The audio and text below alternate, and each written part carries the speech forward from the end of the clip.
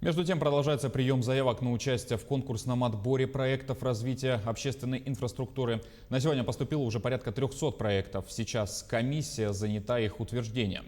На эти цели в общем предусмотрено 500 миллионов рублей. Заявки принимаются до 29 декабря, а итог будет подведен уже в феврале следующего года. Напомним, программа поддержки местных инициатив действует в Якутии с 2017 года.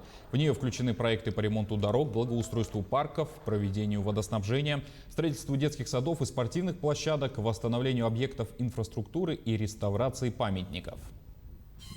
Единая комиссия будет рассматривать все проекты по всем 4 программам.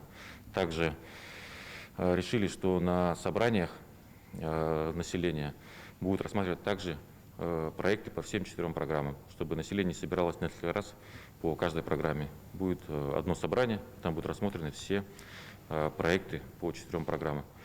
Также в связи с пандемией, чтобы не было очных собраний, введена электронная платформа OneClick Якутия, где любой гражданин республики может посмотреть, на какой стадии находится проект, когда будет голосование, и также проголосовать на этой платформе.